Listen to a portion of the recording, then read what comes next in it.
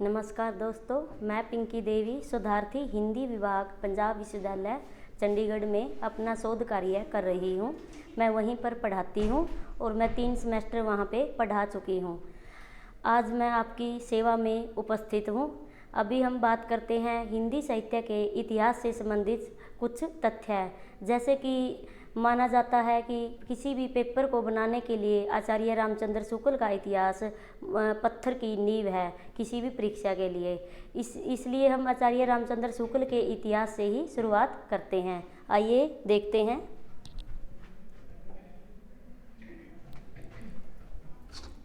सबसे पहले बात करते हैं आचार्य रामचंद्र शुक्ल कृत हिंदी साहित्य का इतिहास वक्तव्य एवं काल विभाजन पर। वक्तव्य एवं काल विभाजन पर आचार्य शुक्ल ने अपने से पहले लिखे गए साहित्य इतिहास ग्रंथों को कविवृत्त संग्रह कहा है। अब बात आती है, उन्होंने अपने से पहले लिखे इतिहास ग्रंथों को कविवृत्त संग्रह क्यों कहा है? क्योंकि आचार्य रामचंद्र शुक्ल के इतिहास से पहले जितने भी इतिहास ग्रंथ लिखे गए उनमें कवियों की जीवनियाँ और रचना ही मुख्यतः दी गई है। इसीलिए आचार्य रामचंद्र शुक्ल ने अपने से पहले के काव्य ग्रंथों को या इतिहास ग्रंथों को कविवृत्त संग्रह नाम दिया है। आगे चलते हैं। शिव सिंह सरोज कविवृत्त संग्रह, जो कि 1883 में प्रकाशित हुआ था। ये हिंदी का प्रथम हिंदी में लिखा गया ग्रंथ है। Modern vernacular literature of northern Hindustan, इसको बोला है रामचंद्र शुक्ल ने बड़ा कविवृत्त संग्रह। इसके बाद आता है मिश्र बंधु विनोद, इसको बोला है आचार्य रामचंद्र शुक्ल ने बड़ा भारी प्रकांड कविवृत्त संग्रह, क्योंकि इस ग्रंथ में 4591 कवियों का जीवन परिचय और उनकी रचनाओं का विवरण दिया गया है। इसके बाद हम बात करते हैं आचार्य रामचंद्र शुक्ल के इतिहास के प्रथम वक्तव्य की। प्रथम वक्तव्य में ही आचार्य रामचंद्र शुक्ल ने अपने हिंदी साहित्य के इतिहास के प्रथम पेज पर ही शिव सिंह सेंगर द्वारा लिखित शिव सिंह सरोज का नाम लिया है। उसके बाद उन्होंने नाम लिया है modern vernacular literature of Hindustan का। उसके बाद लिया है मिश्र बंधु विनोद का। आगे चलते हैं। नामकरण आचार्य रामचंद्र शुक्ल ने नामकरण 2 आधारों पर किया है। वो कहते हैं काल विभाग के भीतर प्राप्त होने वाली विशेष ढंग की रचनाओं की प्रचुरता व उसके स्वरूप के अनुसार ग्रंथों की प्रसिद्धि के आधार पर, क्योंकि प्रसिद्धि भी किसी काल की लोक प्रवृत्ति की प्रतिध्वनि है। आचार्य रामचंद्र शुक्ल ये कहना चाहते हैं, जैसे आदिकाल में रासो काव्य प्रसिद्ध था तो वहाँ पे वीर रस की प्रधानता रहती थी। उस आदिकाल में वीर रस मुख्यतः प्रधान था, उसकी विशेषता अधिक थी। इसलिए रासो काव्य आदिकाल में प्रसिद्ध था। कौन सा काव्य? रासो काव्य।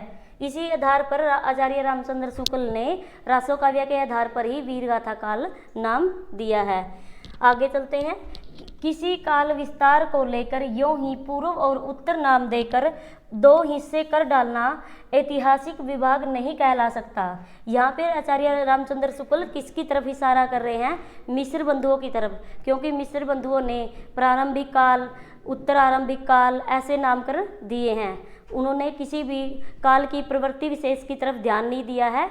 इसलिए आचार्य रामचंद्र शुक्ल उनकी तरफ ये बात कह के इशारा कर रहे हैं। आगे चलते हैं। किसी काल के कवियों की साहित्यिक विशेषताओं के संबंध में मैंने जो संक्षिप्त विचार प्रकट किए हैं वे दिग्दर्शन मात्र के लिए हैं।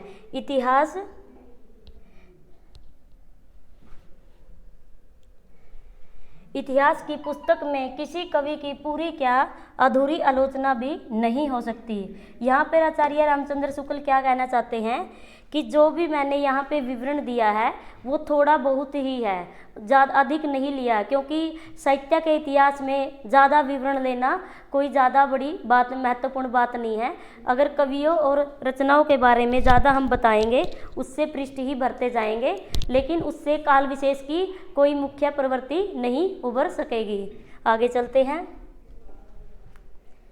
आधुनिक काल में गद्य का आविर्भाव सबसे प्रधान साहित्यिक घटना है। आचार्य रामचंद्र शुक्ल ये कोटेशन देते हैं और ये परीक्षा में बार बार पूछी भी जाती है, क्योंकि आचार्य रामचंद्र शुक्ल मानते हैं कि जो गद्य है आधुनिक काल से ही वर्तमान विधा के रूप में हमारे सामने आया। निबंध और रिपोर्टाज, कहानी और उपन्यास गद्य में आधुनिक विधा ही मानी जाती है। आगे चलते हैं।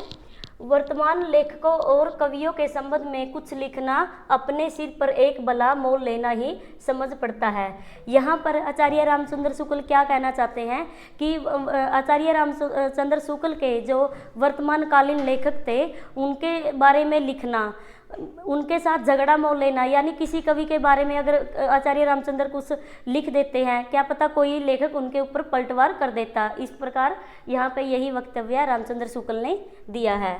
आगे लिखते हैं, रीतिकाल के कवियों के परिचयात्मक विवरण मैंने प्रायः मिश्र बंधु विनोद से ही लिए हैं। आचार्य रामचंद्र शुक्ल ने जो रीतिकाल का प्रकरण लिखा है उसके जो कवि है और कवि परिचय है वो उन्होंने मिश्र बंधु विनोद से लिया। यहाँ पर आचार्य रामचंद्र शुक्ल ने स्वीकार भी किया है।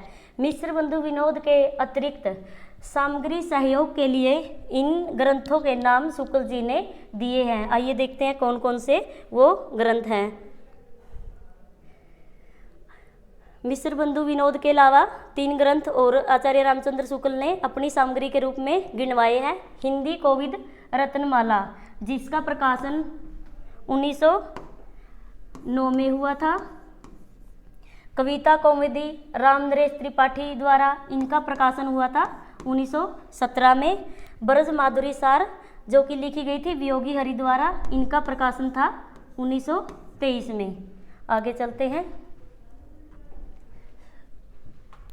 आगे रामचंद्र शुक्ल जी कहते हैं, मेरा उद्देश्य अपने साहित्य के इतिहास का एक पक्का और व्यवस्थित ढांचा खड़ा करना था, न कि कवि कीर्तन करना। यहाँ पे फिर आचार्य रामचंद्र शुक्ल जी मिश्र बंधु विनोद, शिव सिंह सेंगर, जॉर्ज गिरिसन की तरफ इशारा कर रहे हैं।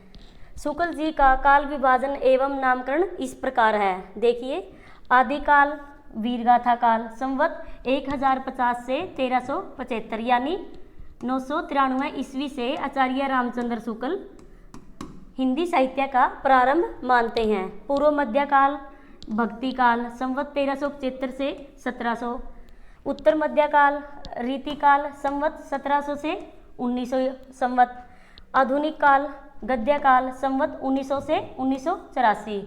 आगे भी आचार्य रामचंद्र शुक्ल ने आधुनिक काल को प्रथम उत्थान काल, द्वितीय उत्थान काल और तृतीय उत्थान काल में बांटा है। प्रथम उत्थान काल में उन्होंने भारतेंदु युग का विवरण दिया है, द्वितीय उत्थान काल में उन्होंने द्विवेदी युग का विवरण दिया है और तृतीय उत्थान काल में उन्होंने छायावाद युग का विवरण दिया है।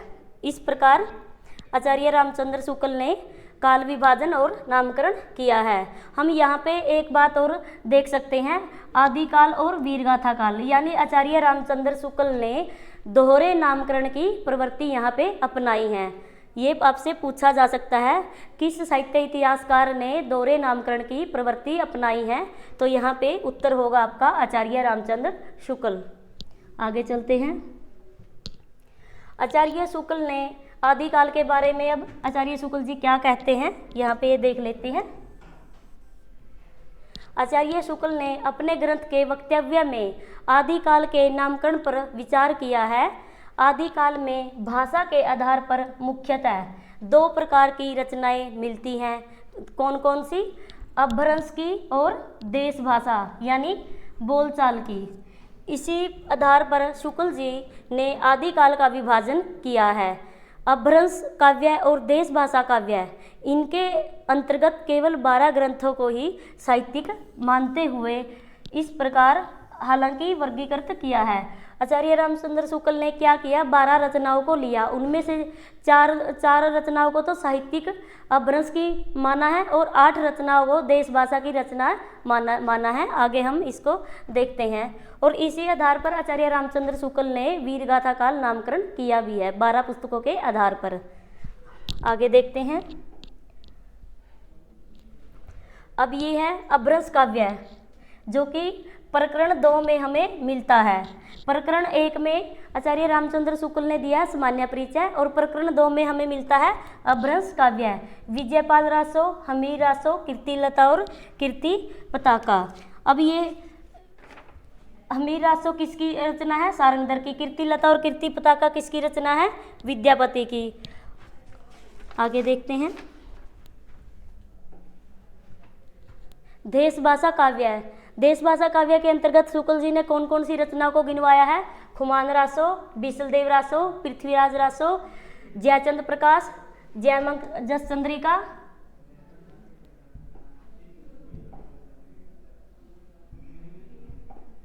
जयमंक जस चंद्रिका, परमाल रासो, आलाखंड का मूल रूप यानी खुसरो की पहेलियाँ और विद्यापति की पदावली।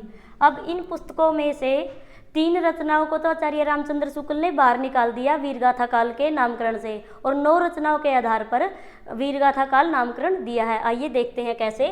उपर्युक्त 12 पुस्तकों के आधार पर ही मैंने आदिकाल का नामकरण वीरगाथा काल करते हुए लिखा है। किसने? आचार्य रामचंद्र शुक्ल ने। इनमें से अंतिम दो यानी खुसरो की पहेलियाँ और विद्यापति की पदावली, 2 रचनाएं ये होगी। इनमें से अंतिम 2 तथा बिसलदेव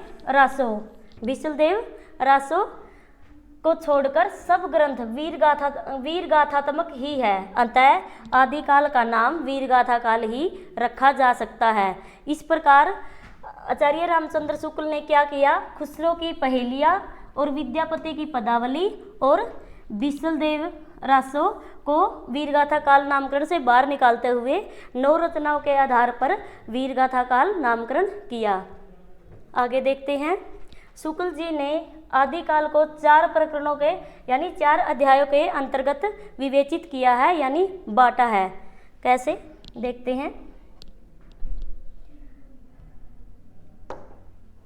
प्रकरण 1 सामान्य परिचय, प्रकरण 2 में अभ्रंश काव्य जो उन्होंने दिया था विद्यापति की पदावली, सिद्ध और नाथों का भी यहाँ पे जिक्र किया उन्होंने।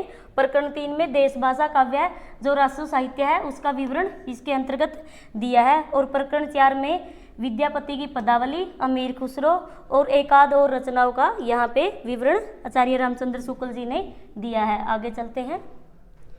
प्रकरण 1 सामान्य परिचय, आइए देखते हैं। प्रकरण 1 में आदिकाल के आरंभ, अवधि और उसकी 2 मूल विशेषताओं का वर्णन आचार्य रामचंद्र शुक्ल ने किया है। प्राकृत भाषा की 3 अवस्थाएं, यानी कौन कौन सी अवस्थाएं? प्राकृत भाषा की 3 अवस्थाएं कौन कौन सी मानी है आचार्य रामचंद्र शुक्ल ने? प्रथम अवस्था पाली, दूसरी अवस्था प्राकृत और तीसरी यानी अंतिम अवस्था को अभ्रंश कहा है।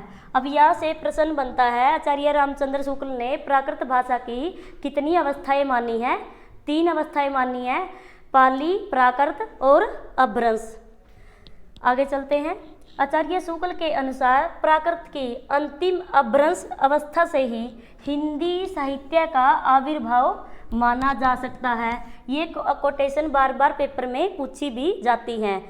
उस समय जैसे गाथा कहने से प्राकृत का बोध होता था, वैसे ही दोहा या दुहा कहने से अभ्रंश या प्रचलित काव्य भाषा पद्य का पता समझा जाता था। इस प्रकार आचार्य रामचंद्र शुक्ल यहाँ पे क्या कहना चाहते हैं? जो प्राकृत की अंतिम अभ्रंश अवस्था है वहाँ से हमारे हिंदी साहित्य की शुरुआत मानी जा सकती है, और जो गाथा छंद था वो प्राकृत का था, और जो दोहा छंद था वो अभ्रंश साहित्य का अपना छंद था। आगे चलते हैं। आचार्य शुक्ल ने अभ्रंश के लिए 3 नाम दिए हैं। आचार्य रामचंद्र शुक्ल ने अभ्रंश के लिए 3 नाम दिए हैं। आइए देखते हैं वो कौन कौन से हैं। प्राकृताभास हिंदी नंबर 1, प्राकृताभास हिंदी नंबर 2, प्राकृत की अंतिम अवस्था नंबर 3, पुरानी हिंदी।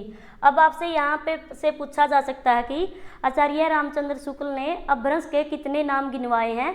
तो यहाँ पे होगा प्राकृताभास हिंदी, प्राकृत की अंतिम अवस्था और पुरानी हिंदी। पुरानी हिंदी सर्वप्रथम नाम किन्होंने दिया था? चंद्रधर शर्मा गुलेरी ने, जिन्होंने नागरिक प्रचारणी पत्रिका में 1921 में एक लेखमाला निकाली थी पुरानी हिंदी के नाम से। वहीं से अपभ्रंश का नाम पुरानी हिंदी प्रचलित हुआ था। लेकिन अब कोई भी आचार्य हजारी प्रसाद द्विवेदी के अनुसार अब वो कहते हैं कि अब कोई भी अपभ्रंश को पुरानी हिंदी नहीं कहता। आगे चलते हैं। अपभ्रंश या प्राकृताभास हिंदी के पद्यों का सबसे पुराना पता तांत्रिक और योगमार्गी बौद्ध सिद्धों की सांप्रदायिक रचनाओं के भीतर विक्रम की 7वीं शताब्दी के अंतिम चरण में लगता है, मुझ और बौद्ध के समय यानी 1050 संवत से के लगभग। तो ऐसी अपभ्रंश या पुरानी हिंदी का पूरा प्रचार शुद्ध साहित्य या काव्य रचनाओं में भी पाया जाता है। अतः हिंदी साहित्य का आदिकाल संवत 1050 से लेकर संवत 1375 तक अर्थात महाराज भोज के समय से लेकर हमीर देव के समय के कुछ पीछे तक माना जा सकता है। अगर हम संवत की बात करें तो आदिकाल का समय माना जाता है 1050 से 1375 संवत तक। अगर हम राजनीतिक दृष्टि से देखें तो राजा भोज के समय से राजा हमीर के कुछ समय के पीछे तक। ठीक है, आगे चलते हैं। अब आचार्य रामचंद्र शुक्ल एक बात की ओर इशारा करते हैं। जनश्रुति इस काल का आरंभ और पीछे ले जाती है और संवत 770 यानी ईस्वी 713 ईस्वी यहाँ पे जनश्रुति इस काल का आरंभ और पीछे ले जाती है और संवत 770 में भोज पूर्व पुरुष राजा मान के सभासंद पुष्य नामक किसी बंदीजन का दोहों में एक अलंकार ग्रंथ लिखना बताती है। ये प्रकरण कहाँ से लिया है आचार्य रामचंद्र शुक्ल ने? शिव सिंह सरोज से, यानी शिव सिंह सेंगर ने पुष्या या पुंड को हिंदी का प्रथम कवि माना है। उसी की तरफ यहाँ पे आचार्य रामचंद्र शुक्ल का इशारा है। आगे चलते हैं।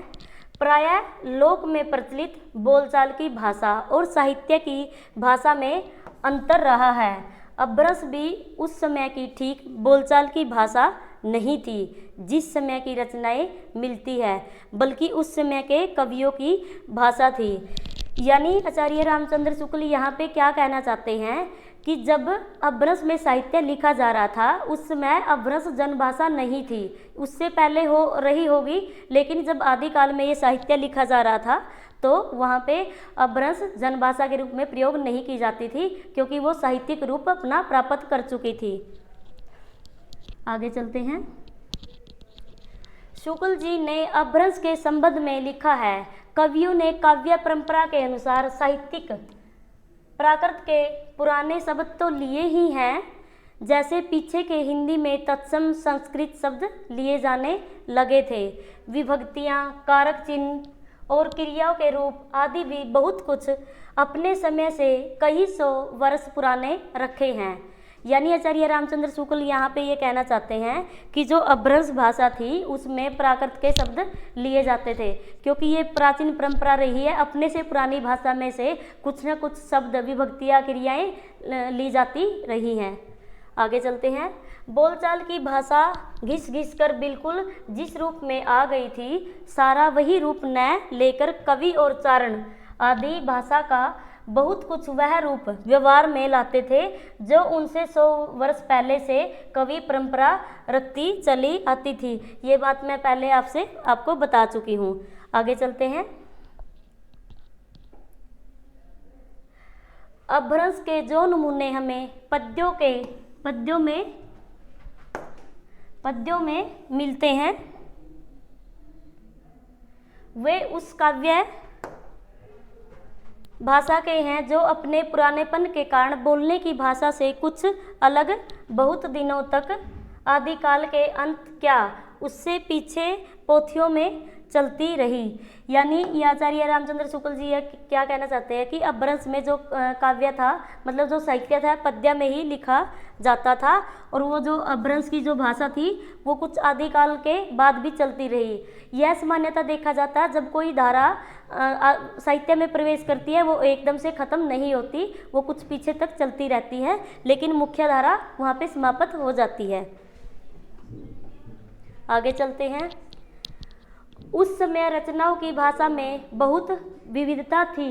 एक ही समय विक्रम की 14वीं सदी के मध्य में सारंगधर, अपभ्रंश और खुसरो देश भाषा खड़ी बोली हिंदी का प्रयोग कर रहे थे।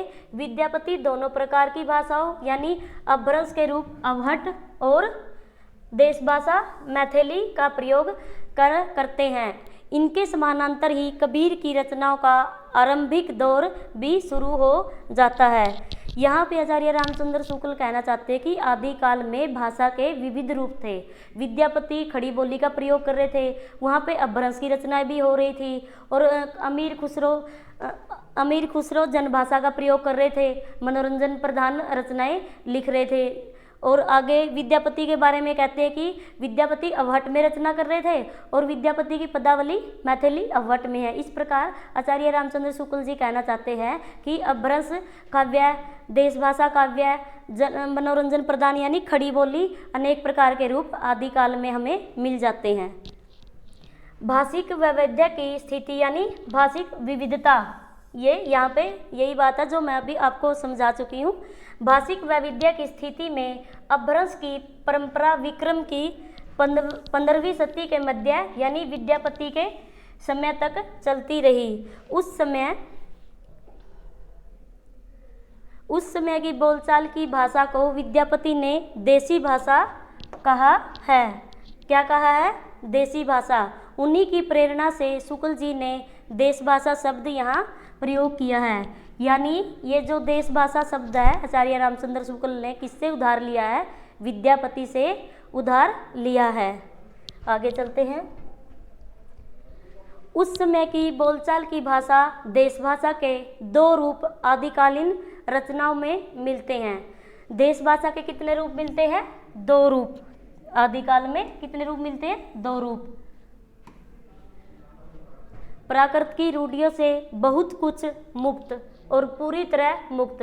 एक तो ऐसी भाषा थी जो प्राकृत से थोड़ी बधी हुई थी, प्राकृत के जहाँ पे शब्द प्रयोग किए जाते थे, और दूसरी थी जो प्राकृत से बिल्कुल मुक्त थी। आगे चलते हैं। देश भाषा की अन्य रचनाओं पर प्राकृत की रूढ़ियों का थोड़ा बहुत प्रभाव दृष्टिगोचर होता है।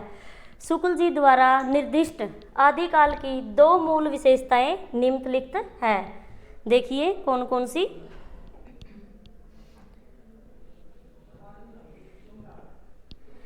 अनिर्दिष्ट लोक प्रवृत्ति। आदिकाल की दीर्घ परंपरा के बीच 150 वर्षों के भीतर रचना की किसी विशेष प्रवृत्ति का निश्चय नहीं होता, क्योंकि वहाँ पे क्या होता है? धर्म, नीति, श्रृंगार, वीर आदि सब प्रकार की रचनाएं होती है। जैसे सिद्ध साहित्य हमें वहाँ आदिकाल में मिलता है, जैन साहित्य मिलता है, रासो साहित्य हमें मिलता है, लौकिक साहित्य भी हमें वहाँ पे मिलता है। अमीर खुसरो का मनोरंजन प्रधान साहित्य भी हमें आदिकाल में मिलता है। इस प्रकार शुक्ल जी इस काल को अनिर्दिष्ट लोक प्रवृत्ति का नाम देते हैं, आदिकाल को। आगे चलते हैं। इस काल की जो साहित्यिक सामग्री प्राप्त है उसमें कुछ तो असंदिग्ध है, कुछ संदिग्ध है। असंदिग्ध सामग्री जो कुछ प्राप्त है उसकी भाषा अपभ्रंश अर्थात प्राकृतभाष हिंदी है। असंदिग्ध का अर्थ यहाँ पे क्या है? यानी प्रामाणिक। क्या है? प्रामाणिक। प्रामाणिक। और संदिग्ध जिसको संदेह की दृष्टि से देखा जाता है। जैसे पृथ्वीराज रासो को पर भी अप्रमाणिक होने का दोष लगाया जाता है, उसको शुक्ल जी ने जाली ग्रंथ भी कहा है। और कुछ रचनाएं हैं जो ऐतिहासिक साक्ष्यों से साम्य रखती है, उनको प्रमाणिक माना जाता है। प्रकरण 2 में अब आते हैं हम अपभ्रंश काव्य के ऊपर। जब से प्राकृत बोलचाल की भाषा न रह गई तभी से अपभ्रंश साहित्य का आविर्भाव समझना चाहिए। आचार्य रामचंद्र शुक्ल क्या कहते हैं? जब प्राकृत भाषा बोलचाल की नहीं रही तब से अपभ्रंश साहित्य का आविर्भाव समझना चाहिए। यानी प्राकृत के बाद अपभ्रंश साहित्य हमारे आदिकाल में प्रवेश करता है। पुरानी प्रचलित काव्य भाषा अपभ्रंश में नीति, श्रृंगार, वीर आदि की कविताएं तो चली ही आती थी। जैन और बौद्ध धर्माचार्य अपने मतों की रक्षा और प्रचार के लिए भी उसमें उपदेश आदि की रचना करते थे। वहीं पर आचार्य रामचंद्र का इशारा अब फिर रासो साहित्य और जो धार्मिक साहित्य था सिद्धनाथ जैन, उसकी तरफ यहाँ पे इशारा कर रहे हैं। प्राकृत से बिगड़कर जो रूप बोलचाल की भाषा ने ग्रहण किया था वह भी आगे चलकर कुछ पुराना पड़ गया और काव्य रचना के लिए रूढ़ हो गया। अपभ्रंश नाम उसी समय से चला जब तक भाषा बोलचाल में थी, तब तक वह भाषा या देश भाषा ही कहलाती रही। जब वह साहित्य की भाषा हो गई, जब वह साहित्य की भाषा हो गई, तब उसके लिए अपभ्रंश शब्द का व्यवहार होने लगा। यानी अपभ्रंश का नाम अपभ्रंश भाषा कब पड़ा? जब वह साहित्य की भाषा बन गई थी। आगे चलते हैं। अपभ्रंश के नाम का इतिहास इस प्रकार है, देखिए कैसे। भरत मुनि ने अपभ्रंश नाम न देकर देश भाषा कहा है। अपभ्रंश को क्या बोला है? देश भाषा। वररुचि के प्राकृत प्रकाश में इसका उल्लेख नहीं मिलता। किसका? अपभ्रंश का उल्लेख वररुचि के प्राकृत प्रकाश में हमें नहीं मिलता। अपभ्रंश नाम पहले बल्लवी के राजा धारसेन द्वितीय के शिलालेख में मिलता है, जिसमें उसने अपने पिता गुह्यसेन को संस्कृत, प्राकृत और अपभ्रंश तीनों का कवि कहा है। भामा ने तीनों भाषाओं का उल्लेख किया है। आचार्य भामा ने भी तीनों भाषाओं का उल्लेख किया, यानी पाली, प्राकृत और अपभ्रंश का। बाण ने हरचरित में संस्कृत कवियों के साथ भाषा कवियों का भी उल्लेख किया, यानी बाणभट्ट की हरचरित में भी अपभ्रंश भाषा का उल्लेख मिलता है। धन्यवाद।